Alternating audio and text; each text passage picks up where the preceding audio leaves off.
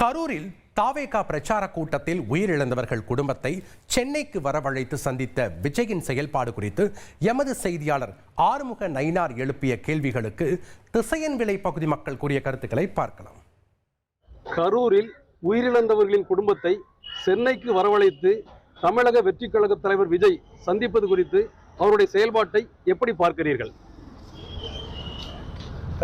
கரூர்ல நடந்த சம்பவம் மிக வேதனை அளிக்கிறது. அதாவது பொதுவாக ஒரு துக்க வீடுன்னு சொன்னால் நம்ம நேரில் தான் போய் விசாரிப்போம். அது யாராவது தலைவராக இருக்கட்டும், ஒரு சாதாரண மனிதனாக இருக்கட்டும், யாராக இருந்தாலும் அவங்க வீட்டில் போய் ஆறுதல் கூறி நேரில் சொல்கிறது தான் முறை, அதுதான் பண்பாடும் கூட. ஆனால் இது உலக வரலாற்றிலேயே இதுதான் முதல் முறை கூட்டு வரவழைச்சி அவங்கள துக்கத்தை விசாரிக்கிறதுங்கிறது இது வந்து வருந்தத்தக்கது, கண்டிக்கக்கூடியதாக நான் கருதுகிறேன். மெட்ராஸுக்கு அவங்க கூப்பிடுற இடத்துக்கு அந்த மக்கள் போனாங்கன்னா அவங்களுடைய கூட ஒரு கூடுதல் குறைகள் நல்லா பேசி கூட ஒரு அரை மணி நேரம் உட்காந்து பேசி எங்களுக்கு இதை செங்கையா, எங்களுக்கு இன்னும் கொஞ்சம் நீங்கள் வாழ்வாதாரத்துக்கு எங்களுக்கு தாங்கையான்னு சொல்லி அங்கே இருந்து பேசுகிறது தான் ரொம்ப நல்லது. அவங்களே துக்கத்துலேயும் சோகத்துலேயும் இருப்பாங்க. மெனக்கெட்டு ஒரு பஸ்ஸை கூப்பிட்டு 5 ஸ்டார் ஹோட்டலில் கூப்பிட்டு போய் ஏதோ திருமணமாக நடக்குது, திருமணமா சடங்கு வீடா ஒரு திருவிழா நடக்குதுன்னா நீ கூப்பிட்டு செய்யலாம். இது வந்து துக்கம்.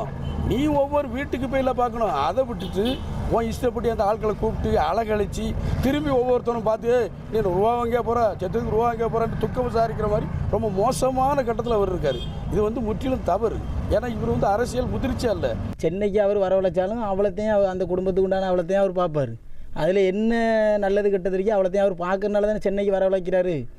ஒரு தலைவர் வந்து நான் வாரேன், ஒரு இடத்துக்கு வாரேன்னு சொல்லிட்டு ஒரு கட்சியில் நான் அவர் ஆளாகும்னு நினைக்கிறவர், அவர் நேரடியாக போய் பார்க்கணும்னு சொல்லி நம்ம குற்றம் சொல்கிறோம். நேரடியாக போகிறதுக்கு அதுலேயே 1008 தடைகள் இருக்கா. ஒரு இடத்துக்கு போனால் குத்தம், வந்தால் குத்தம், ஒரு கூட்டம் போட்டால் குத்தம்.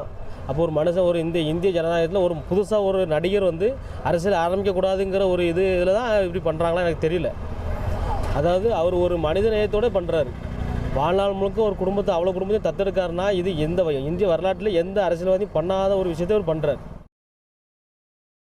கரூரில் தாவேகா பிரச்சார கூட்டத்தில் உயிரிழந்தவர்கள் குடும்பத்தை சென்னைக்கு வரவழைத்து சந்தித்த விஜயின் செயல்பாடு குறித்து எமது செய்தியாளர் ஆறுமுக நயினார் எழுப்பிய கேள்விகளுக்கு திசையன்விளை மக்கள் கூறிய கருத்துக்களை நாம் பார்த்தோம்.